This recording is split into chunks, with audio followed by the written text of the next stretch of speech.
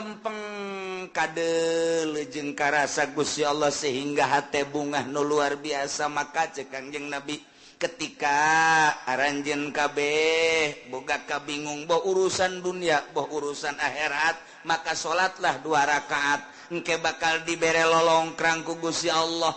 Lamun aya jelema bingung soal dunia, bingung soal akhirat, sok gerak ka Gusti Allah munajat Allahu Akbar. Engke ku Gusti Allah bakal dibere rorongkrang lantaran di jero salat teh aya kabungahan-kabungahan anu hese dicaritakeunana.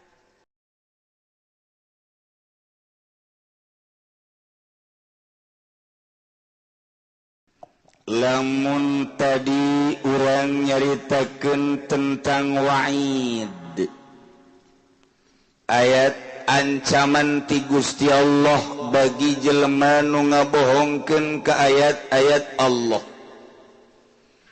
Adigung-adiguna sombong teu daek sujud ka Gusti Allah, iman teu ka Allah jeung ka Rasulna, paeh la tufattahulahum abwabus sama, bal dibukakeun lawang langit. Atawa iman ka Gusti Allah, iman ka Kangjeng Rasulullah nyaho kana syariat ngan mengabaikan syariat. Kita salat henteu, kita zakat henteu, kita puasa henteu, kita haji henteu. Kita ulah maling korupsi, kita ulah mabok, kita ulah zina. La tufattahu lahum abwabus sama. Moal asup ka sorga. Wala yadkhulunal jannata hatta yalijal jalwalu fi samil khiyat. Insyaallah. Na'udzubillah min dilanjutkan ku Gusti Allah ayat wa'du, janji. Ulama ingat ka wa'du, ingat ka Syekh Fadil kamari. Rame-rame baca salawat wa'du. Ih, cakna insyaallah. Janji insyaallah kuduna urang. Janji baca 313. Janji. Pan teu bagus eta kos kitu. Caknya da ge insyaallah. Nyana ngomong deui. Baca 313. Waduh, ih kumaha waduh deui. Insyaallah caknya lagi atuh. Sebab besi janji aju teu maca, pan ieu buktina henteu kan. Emang maraca aja henteu. Atuh ka ambeuna ge pan lain deui. Atuh ngaca shalawat mati jauh kene ngahiliwir seungi. Ieu mah pan bentek. Wah, ieu budak janji doang maca shalawat padahal henteu. Janji Allah tengetkeun supaya mantep, bukakeun hati, asupkeun ka jero jantung supaya urang mantep bisa ngalaksanakeun instruksi-instruksi Gusti Allah Subhanahu wa ta'ala. Mana ya janji Allah, walladzina amanu wa 'amilus sholihat. Ari jelema-jelema anu iman percaya ka Gusti Allah, percaya ka Kangjeng Rasulullah bahwa Kangjeng Rasulullah teh utusan Allah nu dibere wahyu ku Gusti Allah. Mun ditanya saha pangeran? Allah, iman berarti. Saha utusan Allah terakhir? Kangjeng Nabi Muhammad sallallahu alaihi wasallam, iman. Sanggeusna iman alladzina amanu wa 'amilus sholihat, ngamal amal soleh, ngalakukeun migawe kana amal soleh. Iman ka Kangjeng Nabi bahwa Kangjeng Nabi teh Rasulullah dibere wahyu bentukna Al-Qur'anul Karim, di jerona ieu nyaritakeun syariat-syariat Kangjeng Nabi nu diinstruksikeun ku Gusti Allah mulai ti ubudiyah, muamalah, munakahat, jinayat. Aya kabeh kisos-kisos, cerita-cerita aya kabeh dina Al-Qur'anul Karim. Nah, memeh urang ngamalkeun ngaji heula nyaho tentang wudu berikut caina, nyaho tentang salat berikut syarat-syarat jeung rukuna kitu kene puasa zakat haji. Nah ku hari pengamalanana wa amilus lihat enteng iman ke Allah jeung ka Kangjeng Rasul ngalaksanakeun perintah-perintah jeung ngajauhan laranganana kumaha tah janji Allah ulaika ashabul jannah. Masya Allah eta jelema-jelema eta lah nu bakal dibere sorga. Alhamdulillahirabbil. Urang berarti kan sadaya tuh coba. Urang lamun ditanya iman kalau iman. Kajun diseret geja urang mendek iman baik ka Gusti Allah. Tembak cenah saya paehan naik iman baik ka Gusti Allah. Berarti kan bener. Iman sia ka Kangjeng Rasul. Itu iman jasa aing muludan mual tahun. Aku sadus bae. Wan iman berarti kan marhaba dan lain sebagainya. Iman Kangjeng Nabi. Tah. Ngamalkeun amal soleh. Dole di masjid saha nu ngimaman. Emang saha? Atuh nyaho ieu teh nyaho. Amal soleh, sholat puasa. Ramadan yang mah kudu make sunah-sunah. Ramadan doang geus cukup jadi instruksikeun geus puasa mah satahun segan sabulan doang Ramadan geus cukup sakitu. Mun haji kajian sugi adag-adagan sakali jai mah geus. Zakat atuh aing mah kan zakat. Deuk kumaha deui? Eta memang kos kitu. Jelema nu iman ka Allah ka Kangjeng Rasulullah. Nah iyalah ulaika ashabul sorga geus murah jasa sorga mah nu mantak lain ku amal asup ka sorga mah lamun urang ngandelkeun ka sorga amal isin atuh amal urang jang meuli sorga atuh isin puasa salat atuh urang mangan syukur Allahu akbar kadang ikut ceuli Allah Maha Agung jajero hate mah henteu agungan kena cincin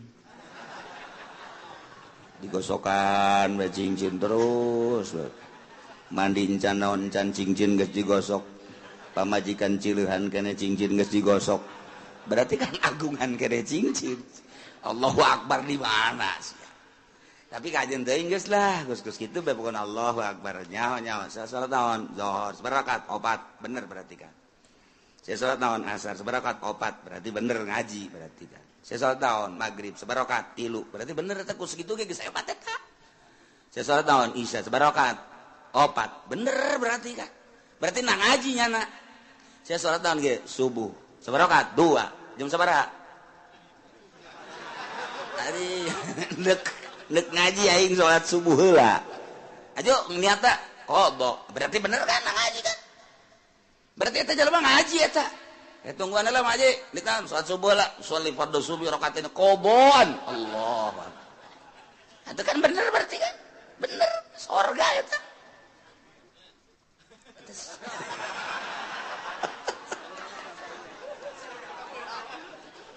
Sanajan kabeuragan teu salah niat, teu adaan. Tapi kan lamun teu ngaji mah sholli fardhu subuh rakatain adaan. Allah padahal jam 7. Eta salah kan? Atau ieu mah henteu kadenge ku masyarakat ge qodoan Allahu akbar. Atuh bener berarti. Ji atuh teu salah. Emang aya salat qodho nyangan. Atuh haju nyanana hudangna jam 7 qodoan atuh bener teu adaan. Henteu salah teu naon. Ngan rada beureum beungeut dong seutik. Oh masalah. Mun kieu mah sia geus salat geus salat zuhur sabarakat 3. Iya budak kudu diservis ya. Ke asar, saya geus salat geus, salat naon asar sabarakat 2. Wah. Ieu budak kudu diasingkeun heula ka ditu mondok heula mondok. Ngaji heula can ngaji kan berarti. Ieu bener tepat. Zuhur 4, asar 4, maghrib 3. Berarti kan geus beres eta surga eta. Amilus solihati eta. Geus hebat eta kos kitu. Ji kieu teh salat kos kitu surga geus. Jasana kos kita mah cak Gusti Allah gelan nukallifu nafsan illa Kaula nu agung tega beratkeun kawak-awakan kahiji jelema sahabat di mana bae aya narek lalaki rek awewe illa usaha kecuali sakabawana kunyana eta qota minal amal ai kabawana nyana kos kitu atuh kos kitu bae emangnya nama salat da kos kitu salibati Allahu akbar Allahu akbar Allahu akbar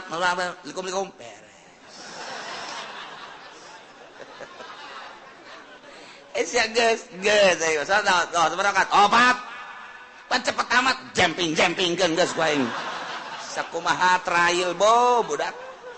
Tapi kan sholat, emang aing mah bisa nakos gitu. Cak Gusti Allah ke kamar aing ngaji di mingguan lah, nukallifu nafsan illa usaha, ngadal coba eta. Iya tuh guys, geus ulah disalahkeun emang Quran kos gitu Pak. Wayah ngeunah bae urang tetep. Iya ulah sambarangan iya ayat mahal ya enggak sepenting masa sholat baik mana ya anak orang gitu bah kalau mau sholat tidak khusus boro-boro sih aing ente enggak sepenting sarolat baik dek khusus dek ente ayo nggak sholat deh pokoknya mah ya ke surga malain ku husu ku iman amal soleh enggak bisa nasa gitu cek kamari je ngajelan nukal lipun nafsan illa usaha eta bapak bisa ngadalil giliran nu kitu diapalkeun we ku nyana geus aing mah ngapalkeun ayat eta bae asana tiis ka hate. Geus geunaheun ieu bener-bener lain lalagaan geus.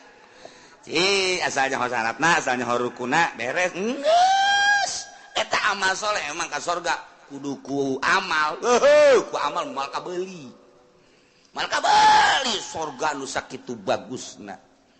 Bayangkeun bae coba nu sakitu indahna widadari na ge lamun teh mah cinggirna ka dunya panon poe surem mun nyidu saket celaka laut jadi amis mun urang neuleuh ka widadari eta teh pingping jeung bitisna teh jerona ge kadeuleuh ku ngagengcelang endek ditumpakan ku potongan Haji Pendi atuh ngajengkang ti heula geus lain ku amal ieu mah asup ka surga mah ku rahmat Allah Subhanahu wa taala bantak la nukallifu nafsan illa enteng geus ulah sok hese-hese Masya Allah karim pokona mah iman ka Allah mun ditanya sasia pangeran Allah beres sasia nabi sia Kangjeng Nabi Muhammad aing mah geus pokona mah sakitu bae sholat osok aing sholat sampai 5 kali sanajan aing teh husuk tapi aing osok puasa aing puasa Ramadan osok sabulan aing kitu mah Senin Kamis segala mah dilok aing mah bener tapi aing mah diinstruksikeun ku Gusti Allah sabulan doang satahun eta mah osok zakat fitrah aing boga ngazakat teu boga tuh naon dari fitrahan wae aing boga mah ngazakat bae tuh aing mah terus atuh kitu kayak panen aing ngazakat dagang aing ngazakat haji jatuh aing geus bidug aing cenah segala sabodo pokona mah aing mah geus bae aing ka Mekah mantak ieu tiket moal dipicen ku aing dibawa ka kuburan ku aing woi kira-kira si malaikat nanya tah tiketna tah aya tah aing geus ulah nyaritakeun bagus jeung henteu pokona aing pernah bae geus sakitu bae geus kumaha eta ulaika ashabul jannah ahli surga je hampang jasa ieu we sabaraha poe kieu di surgana lain poe-poean bulan meureun lain bulan-bulanan tahun meureun lain tahun-tahunan sabaraha tuh hum fiha khalidun seneng-enengna di surga Masya Allah karim ieu mah kudu arapal ayat ieu mah tenang jasa ngeunaheun jasa ieu mah Masya Allah karim ihtiis jasa ieu teh lalawanan nu tadi bejakeun ka kafir bongan nyana teh iman ka Allah bongan nyana teh iman ka Kangjeng Nabi Muhammad teh asal iman ke pangeran Allah pangeran teh iman ke Kangjeng Nabi Muhammad Nabi terakhir teh bejakeun ka kafir ala anna jannata ma'azmi qadriha wa mahallil yutawassalu ilaiha bil amali sahli min ghairi tahammuli kulbah. Bejakan ka kafir bahwa surga sakitu poharana bangunanana situasina dan lain sebagainya hese nyaritakeunana soal surga. Yutawassalu ilaiha bisa datang ke surga bil amali sahli min ghairi tahammuli kulbah dengan amal lu gampang asal beramal pokoknya mah geus tanpa aya kesulitan kahesean masih dianggap berat ieu ibadah ka Gusti Allah dijelaskeun ku Gusti Allah make jumlah mutarabah la nukallifu nafsan illa wus teu ngaberatkeun aing ka saha bae kecuali sakamampuhanana gerakanana bisa nangtungnya teu bisa diuk ngedang teu bisa ngedang nangkarak geus teu bisa nangkarak ngukur taneuh kubur geus tiga sakitu doang tuh kan kuari dipaksakeun supaya khusu emang khusu babari ustad ge teu bisa khusu cak ustad ngeunah bae kiai atuh kiai ge sarua terus anu bisa husu, jangan bisa husu mak iwati ulama-ulama solihin iwati wali-wali Allah sedengkeun kan jadi wali Allah teh emang babari gitu nyana kan lu bisa husu lantaran husu mapan kudu ulah aya masih wallah di jero hate teh kudu ulah aya nanaon kecuali Allah karena husu geus bisa ngahareupeun niheulakeun ruh daripada awak tepat ngurusan kana jasad hate bae ka Gusti Allah eta lah jelema-jelema nu khusyuk modal urang mah dihusukeun sarakaat 2 3 4 mabur hese aing dikhusyuk jasa salat sholli fardhu Allahu akbar terus bisa teman-teman Allah maha agung Allahu akbar kabira walhamdulillahi katsira wa subhanallahi wa ta'ala cak setan baru nih ya saya ayo gerak husukeun Gusti gerak husukeun ayo gerak husukeun inna sholati wa nusuki wa mahyaya wa mamati ngadeukeutan setan slek ayo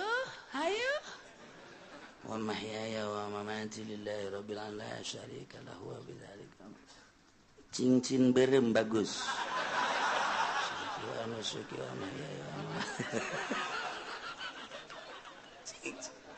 edan cincin di jero hate cincin aya cincinan digulak-gilak ku setan eta buleut lamun dipelonjongkeun mah rada bagus gosokan deui kakarak ge 2 kali ngagosokanana kan ganti yeuna ye naonna karangana batangna kamari mah kan ku perak coba bagus tungtung ngalahin salat produksi cincin geus inget-inget assalamualaikum warahmatullahi wabarakatuh cak setan dadah kos gitu salat urang Allahu akbar kabira alhamdulillahi katsira subhanallah setan datang khusus nih cak setan sholati wa nusuki wa mahyaya wa mamati di pabrik aya angkateun barang geser saya tiket geser saya tik harga anak duh sekilo nanti namun ditambahan di 100 nyana diberi nyana mikeun kamari kakarak 50 doang 100 lah jadikeun bae lah ini namun sakintal teh ghairil maghdubi alaihim waladdallin acak-acakan salat aduh Allahu akbar Allah akbar kabira alhamdulillahi katsira subhanallahi wa ta'ala ndek ondangan sepatu meuli anyar bae kitu jang paparantieun ongko eta mah geus kebel asana sepatu jeung nyeri dipakena hayang rada nyaman bae sabara duit jang geus kelah sababarana mah masalah nu penting mah meuli bae lah isukan bae itu ka Tangerang gitu nya ghairil maghdubi alaihim waladdallin salat sepatu jelema nama di luhur sajadahna ge bagus jasa menang meuli ti Mekah buatan Turki sajadahna di jero masjid dage make kipas make AC bagus luar biasa salatna make jubah make sorban udang-udang deui siwak lagi eleh bae leungeun mah mending gosrok-gosrok gitu pan poara eta deuleu zahir mah di luhur sajadah di jero masjid make jubah make udang-udang hate di mall atuh aing mah bisa nasa kitu kamari ge ngaji lanu kalipun nafsa mangga mah kos kitu deh kuadet penting lain mah salat belah pokona mah geus memang bener penting mah salat bae mah keur carita nu penting mah amal soleh daek bae heula geus adapun ka dituna engke tahapan-tahapan di sorgana tahapan-tahapan engke di sorgana ieu mah jelema anu khosyin di ditu ieu mah setengah khusu di dieu ieu mah salatna teu pati khusu di pager bae heulanan kalau asup ka sorga sih mah salat teu khusu ngan daek doang kan heuh lah cenah ieu geus jeung embe sorga ge teu nanong mah babarengan aing mah geus ngaja aing nemah jasa keur ieu aing mah salatna teu khusu kajen aing mah di pelataran ge asal teu ka neraka bae aing mah geus lah geus cenah mah dirinya bae teu boga tempat cenah mah geus nyareupkeun sorga bae kebal-kebal Gusti banyak ieu di dieu bae dijore amat kabejana ka sorga ngan di lapangan emang eueuh deui kitu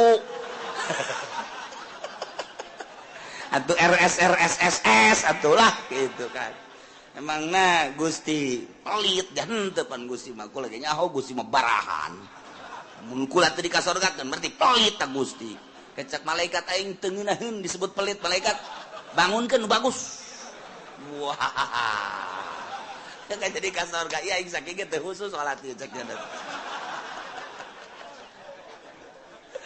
aduh ilah la nukallifu nafsan illa wus atuh emang bisa nangan sakitu deh kumaha deui teh dipaksa-paksakeun ge jadi kabehan ge lamun tita khusu atuh acak-acakan salat saya mah teu bisa khusu tetep bae saya bae tah khusu moal bisa sebab kudu ngaleungitkeun salian Allah aya nu bisa kitu wali salian kitu ulama sholihin kakaraknya nama teger Allahu akbar contona nya nama ku teger-tegerna kahuruan Syekh Marufil Qurhi keur salat di masjid kemudian kahuruan nya nama teu lumpat beres wabah daratang kana emang naon ieu kahuruan teh nyaho masyaallah jaheut teu kan teu nyaho jadi kahuruan salat kahuruan nya teu nyaho urang mah kureungit reungit oh pencak turun kabeh reungit ngomong udah kureungit bae ge bau besi turun kabeh besi ya Allah ya Rabbi hutet datu di tukang ieu eta naonan goblok reungit atuh reungit pak kalembek teu bisa ieu kudu make jotosan-jotosan udah kita teh khusu ngaranna teh salat kos kita tetep la nukallifu nafsan illa wus geus kudaekna ge geus alhamdulillahirabbil jalamun teu iman mah moal aya di masjid nya moal salatnya mun teu iman mah moal ngalawudu jaloba disagedengeun urang teu iman mah teu daekeun salatnya nama salat pohara jasa ye atuh malaikat ge nyatetan salatnya geus loba jasa jeung teu nyahoeun malaikat maka salat nu khusu jeung teu khusu ya malaikat teh jauh nya mah ngan sakadar nyatetan doang salat enggak teu nyahoeun nu mana nu khusu nu teu khusu teu nyahoeun malaikat mantu mantak laporan ka Allah tah lengkap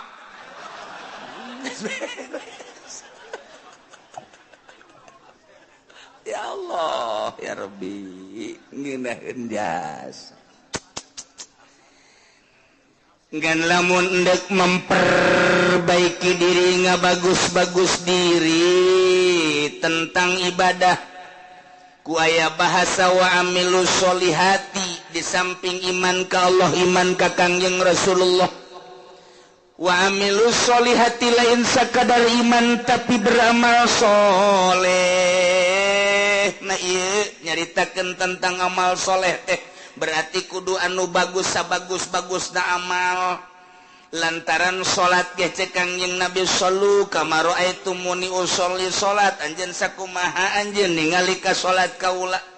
Kangjeng Nabi teh katingali ku para sahabat gerakan-gerakanana jeung rakaatna zuhur asar maghrib isya subuh dan lain sebagainya.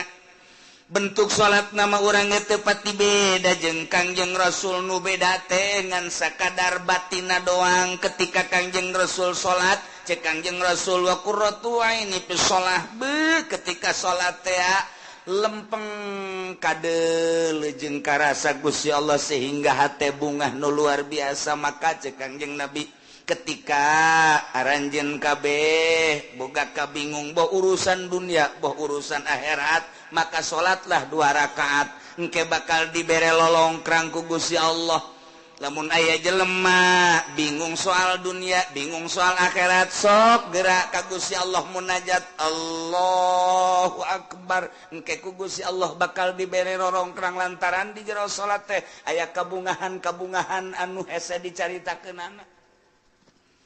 Ngan lamun urang nyaritakeun kabungahan di jero salat pan hese lantaran urang macan pernah manggihan bungah di jero salat malah urang mah keur bungah salat jadi henteu bungah.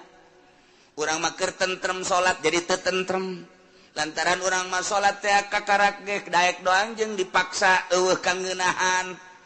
Nah neangan coba kangeunahan kumaha jak Kangjeng Nabi menyaritakeun salat teh ngeunah ieu mah deuk memperbaiki sakadar iman ka Allah sakadar iman ka Kangjeng Rasulullah beramal sakumaha parentah jeung larangan dijauhkeun. Nah eta teh geus asup kana ulaika ashabul jannah hum fiha khalidun ngan di sorga beda-beda engke. Manta kayang memperbaiki diri mulai ngajinya na asup ke pondok pesantren kejeun teu sakola ge atawa dibarengan ku sakola 2 tak ngaranna. Teu murni teh mah kos kitu mah ka sorga hayang ka neraka hayang. Ieu mah teu di ka sorga bae geus mulai mondok pesantren ngaji amil ngaji jurumiyah ngaji alfiah ngaji jual makun ngaji mantek ngaji jamul jawami terus usul fikih dan lain sebagainya ngaji hadis tafsir beres. Neropong kana kamurnian kajernihan kolbu ahli-ahli Allah. Kabita urang lamun nyaritakeun Sidina Abu Bakar Siddiq radhiyallahu anhu. Abu Bakar keur cicing bae neuleuh manuk cerik Abu Bakar Siddiq.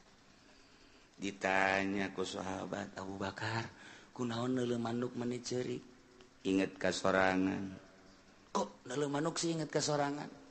Bahagia amat mun kaula ku Gusti dijadikeun manuk pingit. Manya Abu Bakar jadi manuk sih bahagia.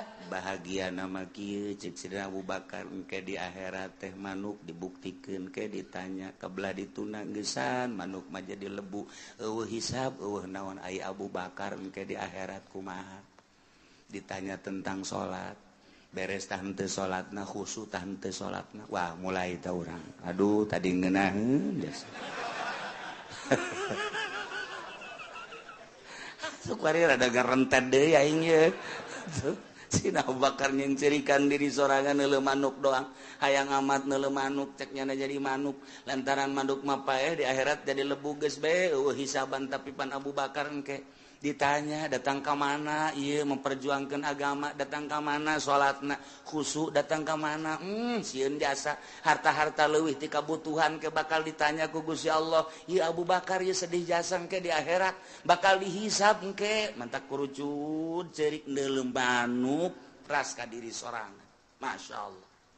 Sidina Ali kieu bae di juru imah kieu bae ditanya kapan ku Siti Fatimah pamajikanan Kang Ali benar mengalamun bae sakieu geulisna ieu pamajikan maksud dilamun keneh bae Siti Fatimah pan capetan jasa pan eueuh deui nur siga Kangjeng Nabi Siti Fatimah mapahna siga Kangjeng seungitna siga Kangjeng senyumna siga Kangjeng capetangna siga Kangjeng mantak menggairahkan urang mun boga pamajikan kos kitu geus teu kudu nyandung atuh ieu mah teu mah teu nyandungna atuh ditanya manyun bae dibere ku dibere na komo teu dibere mah Aduh udah isuk-isuk lain mangi hutang ngebeledek nyandung baik itu ya dulu pemajikan kurang saregep pasana ya jatuh orang Lampung para ruti wah beres coba si tiba-tiba Kang Ali kunaon sing ngalamun teu kunaon lain kitu beusi anu dipikiran tah ya teh eta aya naon-naonan cek Siti Fatimah teh Siti Fatimah kepanggih ku sahabatna saja iya Ali katingalina merenung aya naon ieu beusi aya anu perlu dipecahkeun jeung dibantu ku kaula bakal dibantu saha nu bisa ngabantu ka perasaan kula gitu nganaon rumah tangga lain soal ekonomi lain soal perpolitikan henteu eta mah kos kitu melah naon atuh kula mah neuleuh budak tuh lulumpatan ras ka diri gitu hayang kula jadi budak deui sanggeusna jadi budak memeh balik mending di maotan ku Gusti Allah selesai Ali di jero kubur teu kudu ditanya deui di akhirat geus teu kudu ditanya lantaran budak mah rek ti muslim rek ti kafir tetep ka sorga bae Ali mah ngarep-ngarep hayang budak deui cek cenah teh hayang paehkeun leutik beuh pat ieu mah geus kieu cek cenah teh paeh di jero kubur bakal ditanya ku malaikat munkar nakir aju dihisab segala rupa amal-amal salat bakal ditanya khusus tah henteu tah ieu lamun ditanya soal salat bae ai pagawean mah pagadi pagawe tapi kan kahusukan henteu nah ieu nu jadi masalah cek cenah Ali teh aju kapan lamun teh khusu wala tadribiha wujuhana pada eta salat teh jadi pamonggol aduh geus kiai entah dibae lah mendingan nu aju jero teuing mah eungap cenah teh ieu mah keur carita klasifikasi jadi tahapan-tahapan manusia teh beda-beda. Sayyidina Ali mah ahli ruhani atuh beuh. Sayyidina Umar kitu keneh. Sayyidina Utsman apalagi Sayyidina Abu Bakar kantenan. Eta bageus caritakeun tah mah kabelah handapna Tuan Syekh Abdul Qadir kabelah handapna terus ulah-ulahna naon tah Syekh Asnawi bae geus sakitu poharana masyaallah karim. Guru-guru urang anu geus teu nyahonna naon ketika zikir ku ngeunaheun jasa. Lantaran urang mah pan ngarasa lapar teh beuteung urang. Urang mah ngarasa indah teh ceuli. Urang mah ngarasa nikmat indah teh mata. Lantaran make kena watak kapan urang mah. Mata indah mun dideleukeun kanu indah-indah. Masyaallah. Barang neuleuh aya awewe semampai. Mata akureun mantep banget. Ngongkong saeutik. Aduh. Mantep. Susu nongol.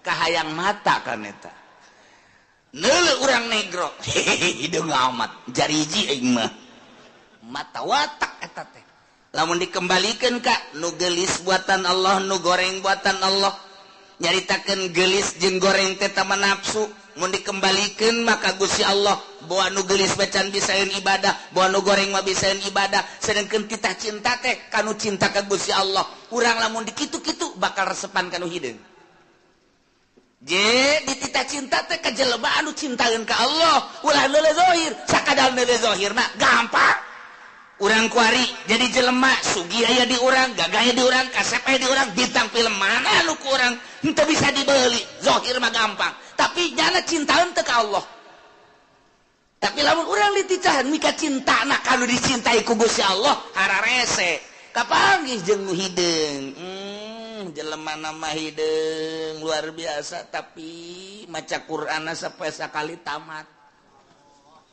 ka jelema bager jasa menyapa luar biasa jelema nama goreng di jero hatena aya ma'rifatullahan ieu nu dititah dicintai ku Gusti Allah engke anu bakal ngaluhurkeun agama teh panturunan-turunan tinu cinta ka Gusti Allah sedangkeun cak Kangjeng Nabi dek nikah mah tah pagpar bijati din teangan nu aya agamaan ulah sakadar geulis mulai urangna cinta ka Allah awewe eta cinta ka Allah jeung teuing aing mah hideung ka jentu tapi di jero hatena mantep jasa mulai urang cinta digedeung gegereukeun ku batur heuy sia kasep-kasep kawin kadinya maneh mah teu nyaho rahasia capitannya lain lagi dong aduh terus dia masuk aju karena itu di agama aju kacapitan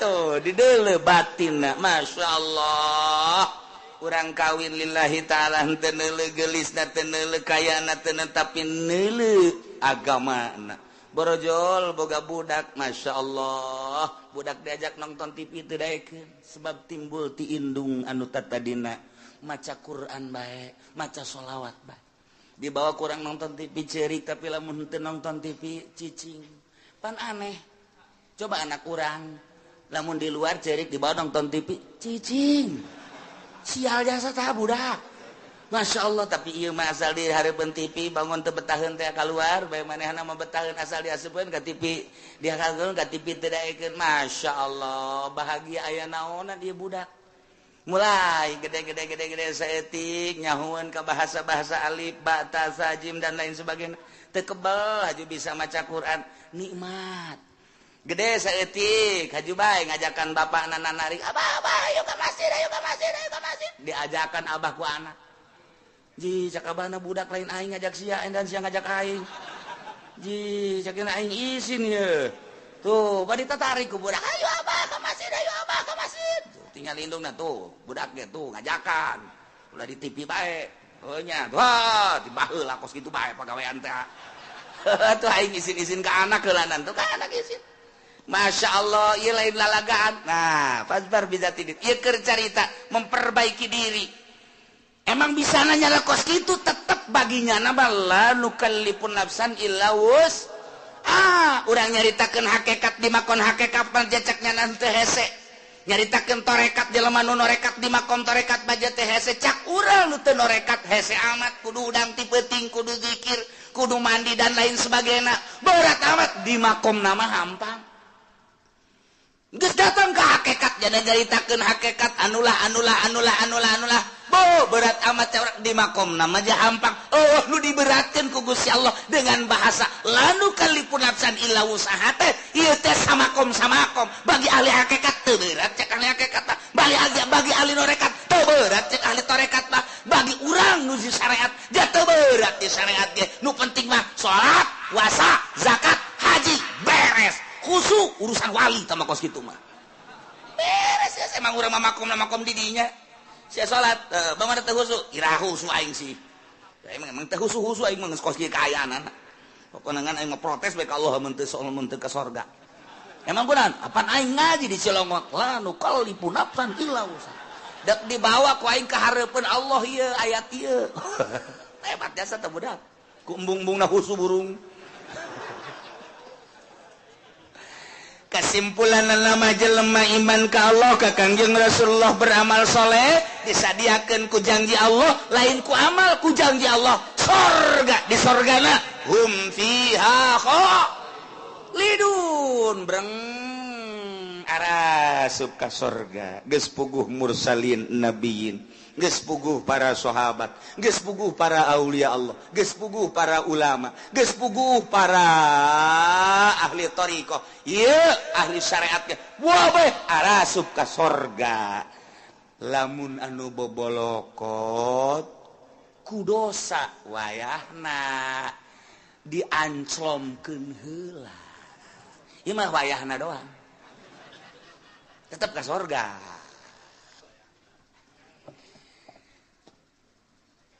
ulah waka nyaritakeun embung-embung ka neraka jeung hayang-hayang ka sorga lantaran urusan ka neraka jeung urusan ka sorga mah urang contoh di dunia bae bakal nemah sorangan urang mantes di sawah dadabud ieu taneuh datang katuur bobolokot baju urang ge teh urang datang ka imah barang datang ka imah pamajikan urang geus aya di jero kasur seping bed geus pake sesengitan segala rupa cak pamajikan kakak ka dieu yeuh geugeran kula geus teu make calana aca kira-kira urang nu dadabud bobolokot takut taneuh wani henteu coba ka kasur ayo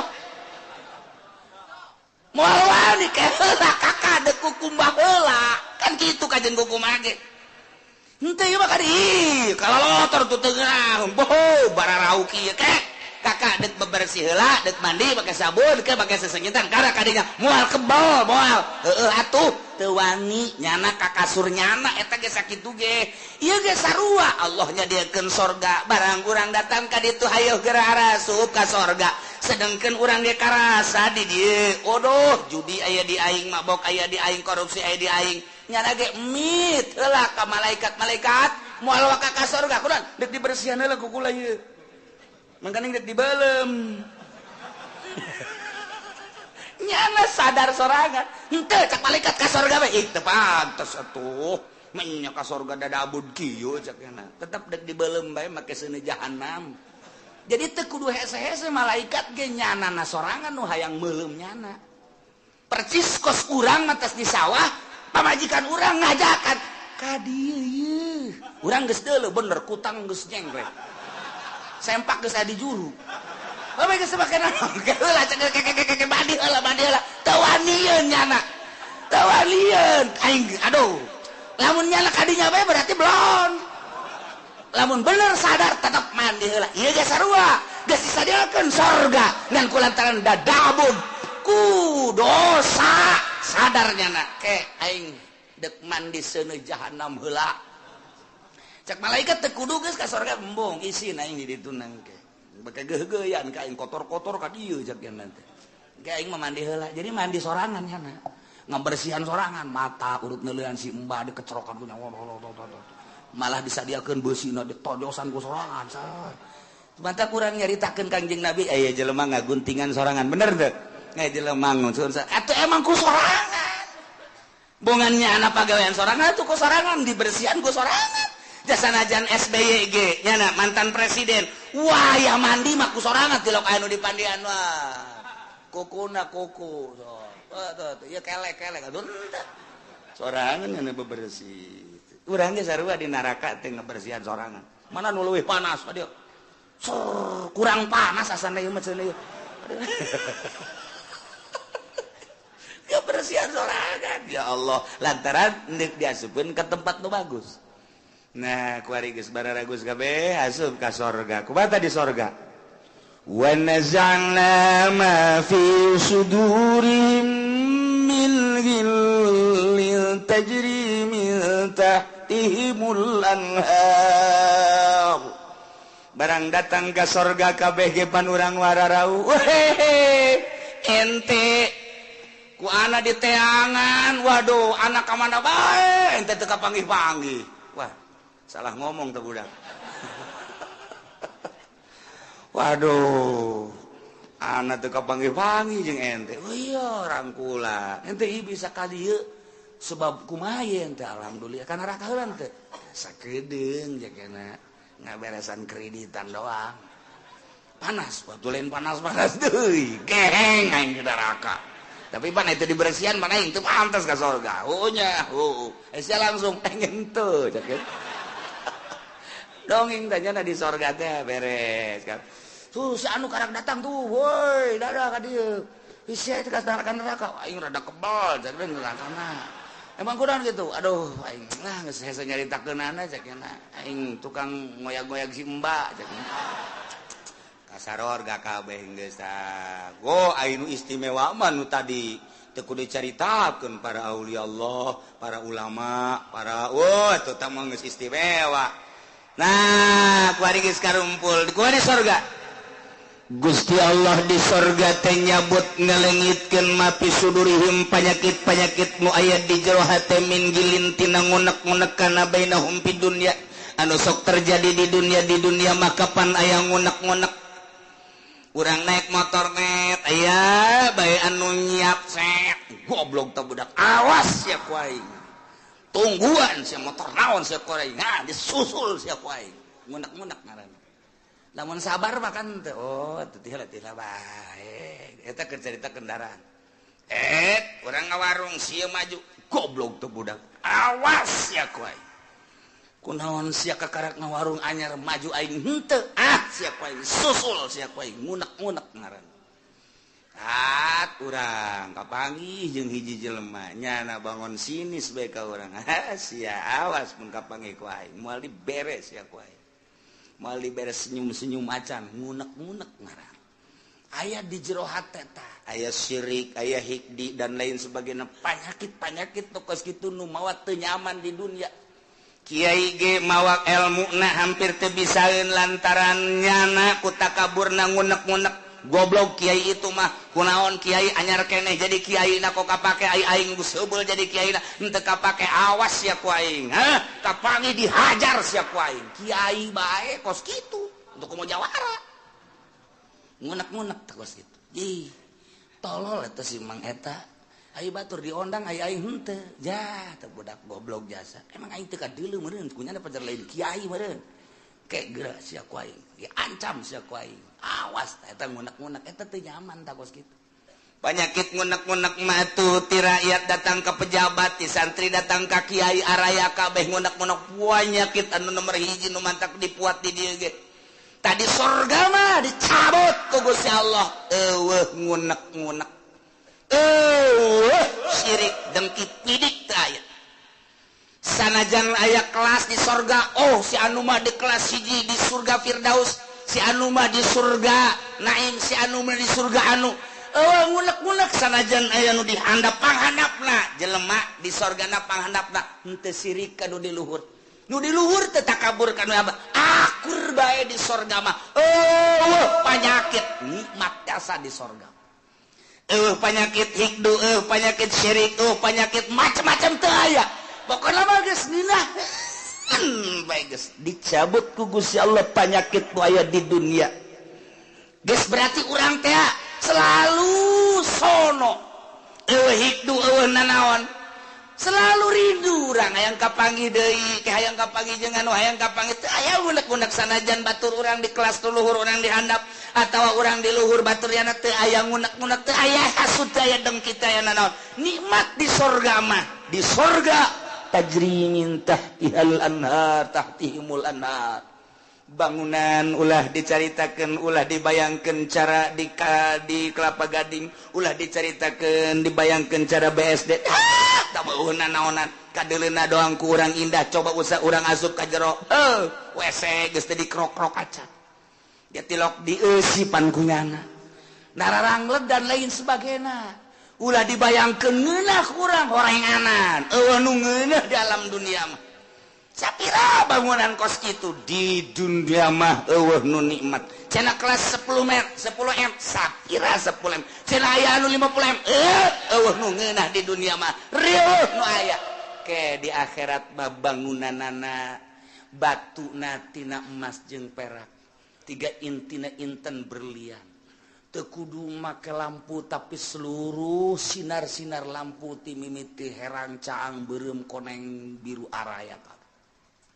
hese nyaritakeunana tajri min tahtihimul anhar dihandapeun gedung-gedung urang sing korolok cai bisa ditambai urang keur cicing di luhur hayang cai ka luhur disintrekan doang kitu dicepret cai nae ka luhur hayang cai naon hayang cai susu aya hayang cai arak aya hayang cai naon bae tinggal cai datang tajri min tahtihal anhar ku ari ge urang nyieun sosorgaan di dunia teh cai sing kerelek kadeuleuna mah cai padahal mah setrum kudu dibayar puyeng eta nu aya kadeuleuna cai eta ku mata mah padahal di jero hatena mah ieu budak bade teuing setrum ieu waduh sosorgaan di dunia di akhirat tajri min tahtihibul anhar di samping bangunan anu sakitu indahna tangkal kayu dan lain sebagainya urang teh di hadaman ku barudak-barudak widadari ngagalendotan urang hayang nu kumaha aya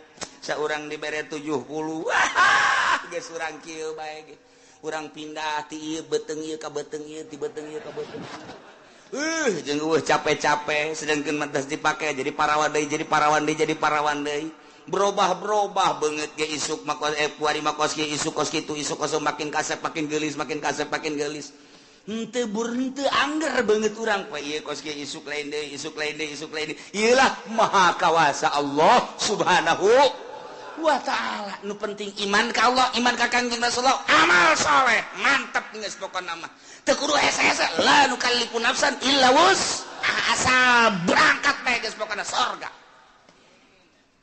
tinggal diperbaiki doang kurang larangan-larangan titah ngeridit titah diulang ngeridit eta kudu dipiceunan besingke mandi sorangan di ditu ngabersihan ngagosokan suku kuna dikreditan ya ka suku-suku ih emang kumaha gitu ya Allah ya Rabbi sehingga hade nyokot duit bank sehingga hade deposito eta teh ribawi nu kos kitu moal kebel di alam dunia teh diriweukeun ku nu kos karar itu masyaallah muka maka tujuan anjeun kunaon ngariweuhkeun anjeun ujung-ujungna mah kapan pae kunaon teu mikiran pae nah ieu sing hade sakedeung urang dibere waktu nu penting alladzina amanu wa amilus sholihat naon perintah laksanakeun sempurnana nu optimal usahakeun kemudian laranganna jauhan asup ka sorga dibersihan tina berbagai penyakit tajri tahtihimul anhar ngomong urang kabeh di sorga kumaha ngomongna wa qalul hamdulillahilladzi hadana li hadza wa ma kunna linahtadiya laula an hadanallah ieu bahasa urang nu bakal dicaritakeun ku urang engke digambarkeun ku Gusti Allah ngomong urang ke di sorga ieu omonganana urang kabehan asup ka sorga beun nikmat jasa urang pamajikan urang anak jeung incu asup ka sorga munah bapak urang bapak kolot urang kabeh uyut urang ujang ngawareng urang udag-udag siul wabeh ka sorga ka Bondoroyot nikmat luar biasa aya hiji ben nu nyelap ayo si Edi ka mana orang di sorga cak mana heunya ka mana eta budak emang keur di ditu nage tidak nurut ta budak coba teangan coba kan sungan aya di pagar sorga wah tuh cuman eta si Edi budak aing mah nineung jasa eta budak aing boga rarasaan asana ka budak tak ka neraka kajen ku kumaha ge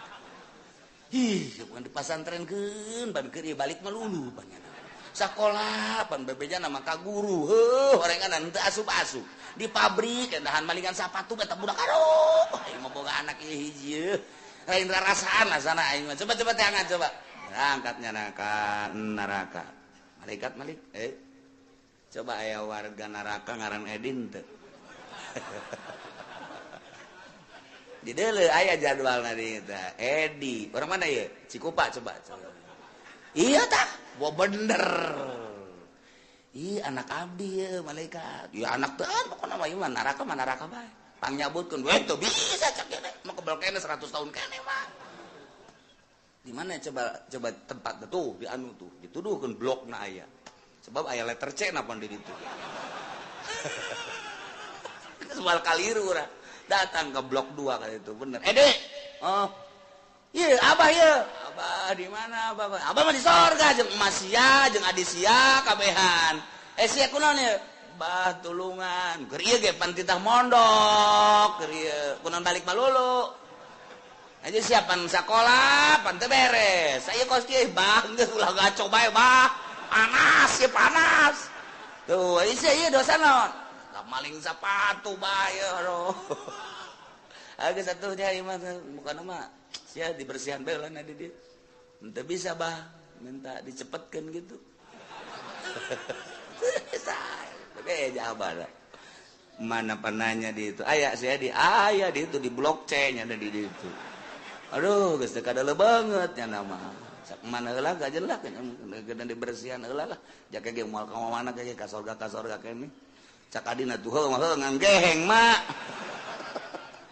tak ulah datang ke kos gitu pan sedih urang sedih masya Allah gitu masa Bondoroyot asup kabeh ka sorga kan nah ieu di sorga engke urang ngomong kabeh ki ngomong urang ieu bahasa urang engke di sorga digambarkeun ku Gusti Allah Subhanahu wa ta'ala kumaha coba omonganna wa qalu wallahu a'lam